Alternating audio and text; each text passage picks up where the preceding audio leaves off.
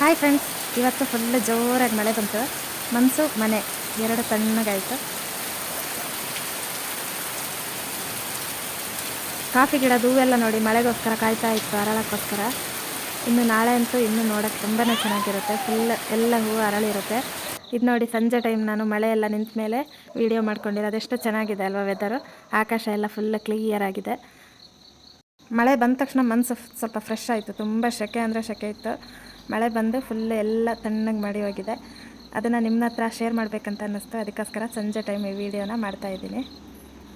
ವರ್ಷದ ಮೊದಲನೇ ಮಳೆ ಎಷ್ಟು ಚೆನ್ನಾಗಿರುತ್ತೆ ಅಲ್ವಾ. ಫುಲ್ ಮಣ್ಣೆಲ್ಲ ಡ್ರೈ ಆಗಿರುತ್ತೆ. ಅದ್ರ ಮೇಲೆ ನೀರು ಬಿದ್ದಾಗಂತೂ, ಅದು ಮಳೆ ನೀರು ಬಿದ್ದಾಗಂತೂ ಹೇಳೋದೇ ಬೇಡ, ಅಷ್ಟು ಒಳ್ಳೆ ಘಮ ಘಮ ಪರಿಮಳ ಬರ್ತಾ ಇರುತ್ತೆ.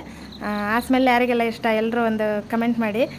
ನನಗಂತೂ ತುಂಬಾ ಇಷ್ಟ. ಮಳೆ ಬಂದಾಗ ಫಸ್ಟ್ ಸ್ಟಾರ್ಟಿಂಗ್ ಮಳೆ ಬಂದಾಗ ಮಣ್ಣಿನ ಮೇಲೆ ಬೀಳುತ್ತಲ್ವ, ಅವಾಗ ಒಳ್ಳೆ ಘಮ ಘಮ ಪರಿಮಳ ಬರ್ತಾ ಇರುತ್ತಲ್ವ.